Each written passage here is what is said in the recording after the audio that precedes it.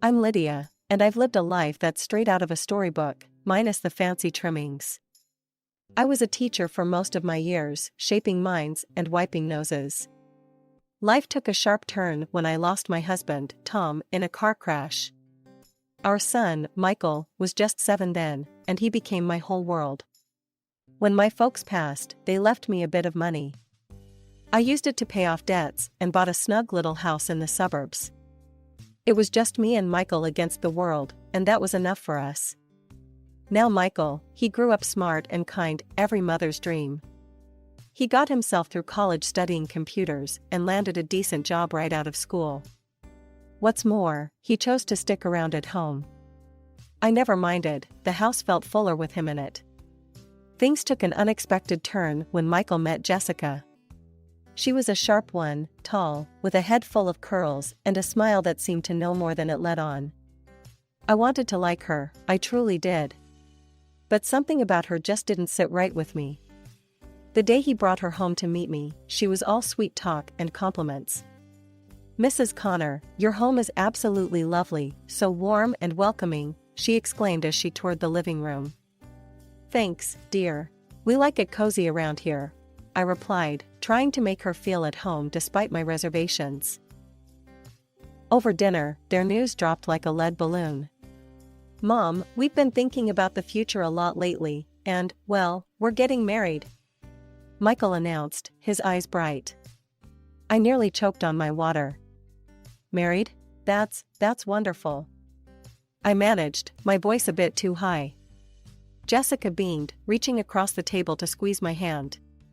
"We want to do it soon, just a small thing, you know? Nothing fancy," she added quickly, as if to cushion the blow. I nodded, plastering on a smile. "Of course, whatever makes you two happy."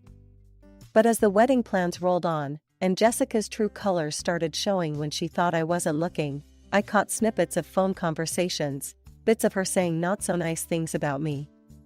I kept my cool, never let on that I knew. I just made a mental note, "Watch your back, Lydia. This girl's not what she seems." The wedding came and went in a blur of flowers and pastel dresses. I stood by, the proud mother with a smile nailed on, while inside, I was all knots and nerves. Watching them dance, watching her hold him close, I couldn't shake the feeling that I was losing my son to a stranger. After Michael and Jessica's wedding, life got a whole lot more complicated. The young couple decided not to move out, but instead set up shop right under my roof. The house I'd so lovingly curated for decades suddenly seemed to shrink, its walls closing in as Jessica's presence loomed larger and larger. The first few weeks were a buzz of activity, thank you notes to write, wedding gifts to sort through, and endless discussions about their future. But as the dust settled, a new pattern emerged. Jessica, now officially the lady of the house in her mind, took to managing everything, including where I should sit and what I should eat. One evening, while Michael was at work, I found Jessica rearranging the living room. "Jessica, what are you doing?" "I had everything just right," I asked, trying to keep my tone light. "Just thought I'd freshen up the place a bit," she snapped, her voice sharp like a kitchen knife. "It's good to change things up now and again, don't you think?" I didn't agree. "Look, I appreciate you trying to help, but please, leave things the way I set them. Michael likes it that way." She scoffed, a sound that grated on my nerves. "Well, things change, Lydia. Maybe it's time you start getting used to that." Then came the pregnancy announcement. I should have been overjoyed, and part of me was, but the news also brought new tensions. Jessica, now more than ever, made herself the center of everything. "Lydia, I'm really not feeling up to cooking tonight, could you handle dinner?" she'd ask, almost daily, as she lounged on the couch, flipping through magazines. I'd nod and head to the kitchen, biting back my frustration. One afternoon, I tried to broach the subject. "Jessica, dear, I know you're tired with the baby coming and all, but maybe you could help with the salads or setting the table?" She looked at me as if I'd suggested she climb Mount Everest. "Really, Lydia? I'm carrying a child here. You expect me to stand and chop vegetables?" Before I could respond, Michael walked in, home early from work. Jessica turned to him immediately, her tone shifting. Baby, tell your mom I'm not supposed to strain myself. Doctor's orders, remember? Michael, ever the peacemaker, tried to smooth things over. Mom, Jess really needs to take it easy. Maybe we can all pitch in a bit more, huh? As the weeks turned into months, my home life revolved around Jessica's needs and whims. I felt more like a housekeeper than a family member. One particularly tough day, after scrubbing the kitchen clean while Jessica ordered takeout, I finally let off some steam to Susan, my next-door neighbor and longtime confidant. Lydia, why do you put up with that girl? Susan asked as we sipped coffee in her kitchen. I shrugged, a heavy sigh escaping my lips. What choice do I have? It's Michael's wife. I can't just kick them out. Susan shook her head, her eyes fierce. You need to stand up for yourself, Lydia. This is your house, your rules. Don't let that little tyrant push you around. Her words struck a chord, and as I walked back home, I realized she was right. I needed to reclaim my space, my authority. I was the one who built this life, not Jessica. But figuring out how to do that without losing my son was a puzzle I wasn't sure how to solve. Life in our house grew more complicated with the arrival of Michael and Jessica's twins. At first, the joy of being a grandmother was overwhelming, in a good way. Those tiny hands, the late-night coos, and even the cries were music to my ears. But as the twins grew, so did the demands on my time and energy. Days blurred into nights as I juggled childcare with my job and household chores. Jessica, meanwhile, seemed to take her role as the mother a bit too leisurely, preferring to spend her days lounging or shopping. Cooking was a foreign concept to her, and I found myself handling every meal, on top of cleaning up after everyone. One exhausting evening, I was knee-deep in laundry when Michael came home. Spotting him in the hallway, I couldn't hold back any longer. Michael, we need to talk, I started, the fatigue evident in my voice. He looked concerned but wary. What's wrong, Mom? It's all too much. I love those babies, but I'm not as young as I used to be. I thought Jessica would take on more by now. Before Michael could reply, Jessica entered the room, her arms laden with shopping bags. What's all this about, Lydia? Why are you upsetting Michael? I took a deep breath, trying to keep my composure. Jessica, I just think it's time you started helping out more around here. Maybe even cook a meal once in a while. Jessica's face twisted into a scowl. Are you saying I'm a bad mother? How dare you? The room grew tense, the air thick with unspoken grievances. I think it might be better if you find your own place, I finally said, the words heavy on my tongue but necessary. Jessica took my words like a slap. So you want to kick us out? Your own grandkids? No, Jessica, that's not what I meant. I just think it might be easier on all of us if you had your space, and I had mine. The conversation ended with no resolution, just a lot of hurt feelings. Jessica stormed off to their room, and Michael followed after a moment, leaving me alone in the silent aftermath. Feeling isolated in my own home, I confided in Susan the next day over a cup of tea. I just don't know what to do anymore. I'm at my wit's end, I confessed, the steam from the tea fogging up my glasses. Susan was always full of fiery advice. Lydia, you've got to put your foot down. It's your house, your rules. Maybe it's time they learn that. Her suggestion of eviction seemed extreme, but as I mulled it over, it didn't seem entirely unreasonable. I just don't want to lose my son, or my grandkids, I admitted, the fear of making a permanent rift a constant shadow. Sometimes, tough love is the only way, Susan said firmly. But whatever you decide, I'm here for you. Years had flown by, each more draining than the last. I'd hoped things might change as the twins got older, but Jessica never took up the reins as a mother should. She didn't work, claiming the kids needed her at home, though it seemed they needed anyone but her given how little she actually did around the house. On the morning of my 58th birthday, I woke early, stirred by a mix of anticipation and loneliness. I baked a cake, chocolate, everyone's favorite.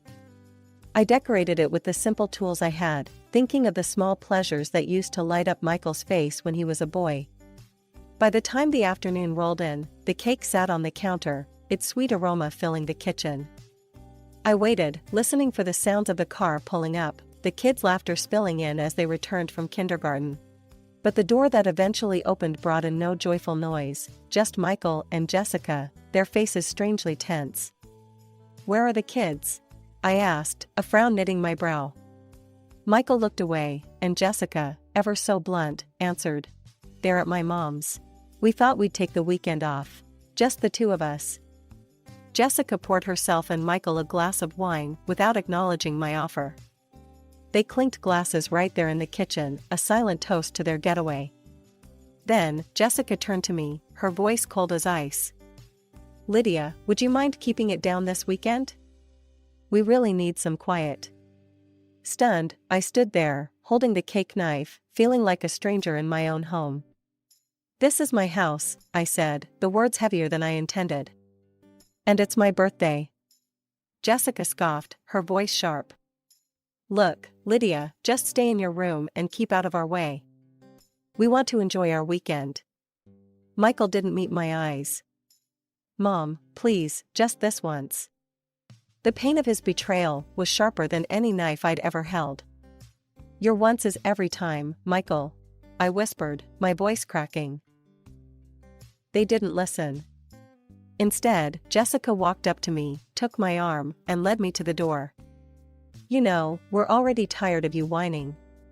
You should take a walk, clear your head," she said, as she pushed me out into the cold, rainy evening. Dressed only in my house clothes, with nowhere to go, I walked the streets, my tears mingling with the rain. Finally, I found myself on Susan's porch, shivering and miserable. She opened the door, her expression turning from surprise to anger as she saw my state. "Lydia, what on earth? Come in, you're soaking wet." As I sat in her warm kitchen, wrapped in a dry blanket, I poured out the whole sorry tale. Susan's face grew darker with each word. "This is the last straw, Lydia," she said firmly. "You can't let them treat you like this. It's your house, your life. You've got to fight back."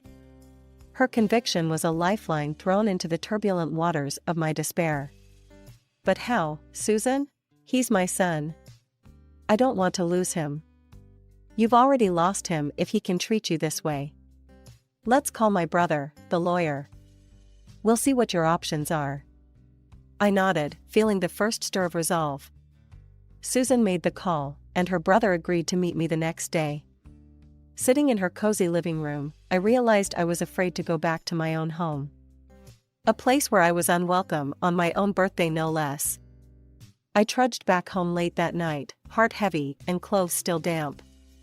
The house was silent, the only sign of life being the clutter of dirty dishes and half-empty wine glasses scattered around the living room.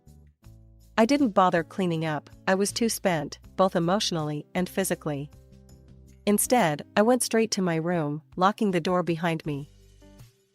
As dawn broke, I lay in bed, the events of the previous day replaying in my mind. I quietly got up, gathered my essentials, phone, house documents, and a bit of courage tucked into my purse, and slipped out to meet Susan's brother, the lawyer. The morning was crisp, and as I walked to the lawyer's office, the cool air felt like a balm.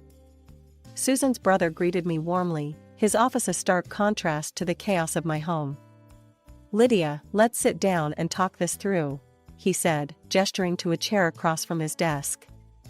I took a deep breath, and as I told him everything, his expression grew serious. "It sounds like you've been through quite an ordeal. You have rights, especially in your own home." "What can I do? I don't want to live like this anymore," I confessed, feeling a mix of hope and fear.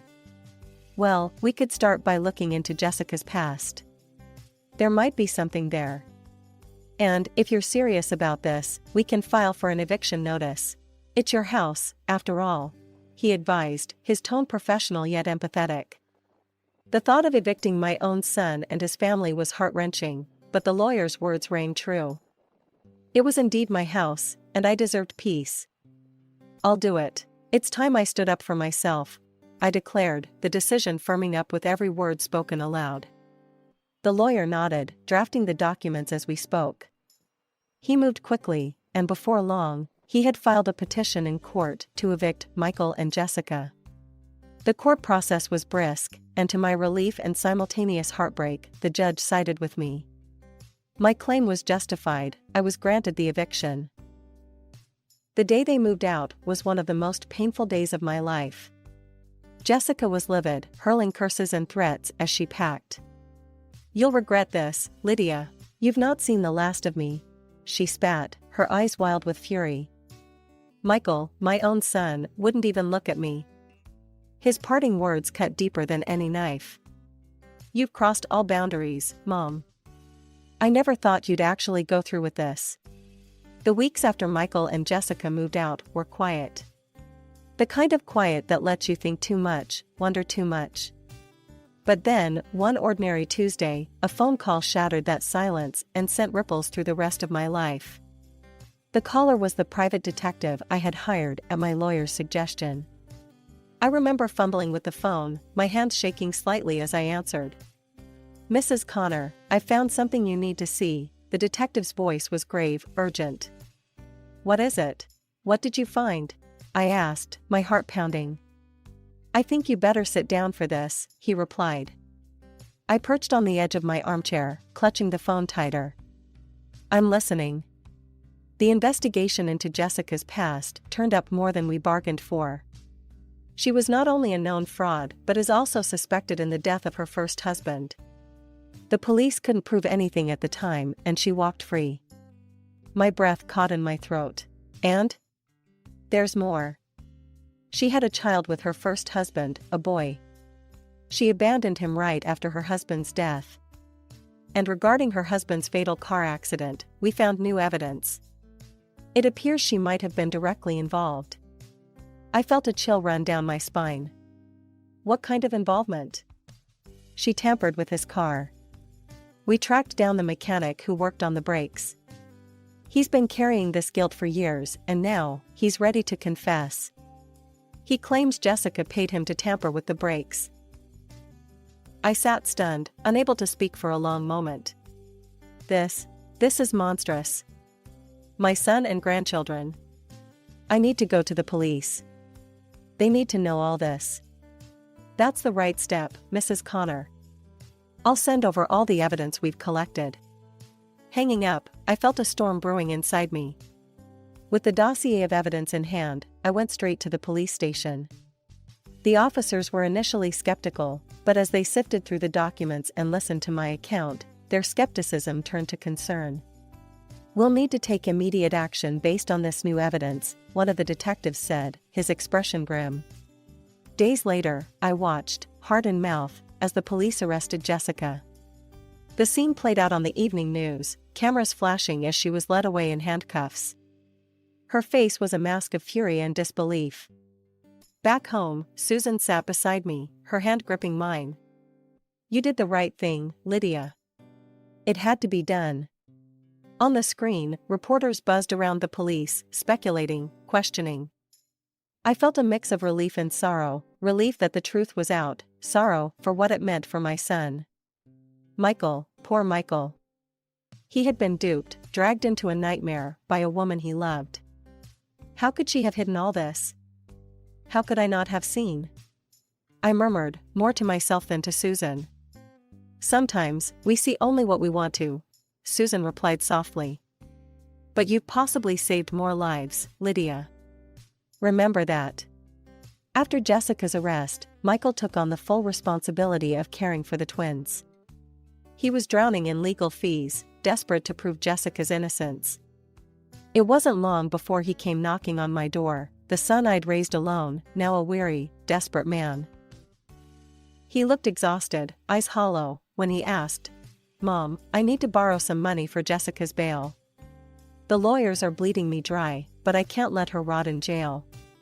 My heart ached seeing him like this, but the sting of his recent harshness was still fresh. "Michael, I can't. After everything that's come out. I just can't support that." His face hardened, the hurt in his eyes turning to anger. "You never liked her. Now you see your chance and you just let her suffer, huh?" What kind of mother are you? Michael, you don't understand. I'm doing this to protect you, to protect the kids, I pleaded, my voice trembling with emotion. Protect us? By tearing us apart? He scoffed bitterly, shaking his head. You've ruined everything, Mom. You think you're helping, but you're just making it all worse. With that, he stormed off, curses muttered under his breath echoing around the silent house. The situation took a darker turn when one of Jessica's old friends turned up at the police station, her face pale, her hands trembling. The detectives called me in when she started talking. I never thought she'd actually do it, but Jessica planned it all, the woman confessed, her voice a haunted whisper. She wanted to get rid of you, Lydia. She talked about making it look like an accident, pushing you down the stairs when you were alone. My blood ran cold. The room spun slightly as her words sunk in. She wanted to kill me? Yes, and not just you. After you were gone, she planned to do the same to Michael. She wanted everything, the house, the money, everything you both owned. The detectives assured me they were taking it seriously, but the revelation shook me to my core. As I left the station, the world seemed a different place, darker, more dangerous. Back home, Susan was waiting, her expression grim. I heard what happened. That woman is a monster, Lydia. You know that now, right? I do, but Michael doesn't. He still thinks I'm the enemy. I sighed, the weight of my son's estrangement heavy on my heart. Give him time. He's got to see the truth for himself. And he will. He has to, Susan said firmly, squeezing my hand in solidarity. As I lay in bed that night, the silence of the house was no longer comforting, but a reminder of the family I once had. The betrayal, the danger I had unknowingly lived with. I shuddered at the thought of what might have happened if I hadn't acted, if I had let my doubts and Michael's displeasure sway my resolve. When Michael finally saw the horrific truth, he halted all legal support and refused to post bail for her. He filed for divorce and moved to strip Jessica of her parental rights. One rainy afternoon, not long after these events, Michael came to my door. His eyes were weary, his shoulders slumped, an image of defeat and remorse. Mom, can I come in? His voice was low, hesitant. I nodded, stepping aside to let him into the house. It felt strange having him there, in the space that had been a battleground for so long. Mom, I'm here to apologize. For everything. I was blinded, and I didn't listen to you. I'm so sorry. I listened, the words I had longed to hear now stirring a tumult of emotions within me. Michael, you believed in her, protected her, even when she was destroying our family. How do you think that felt for me? I know it was wrong.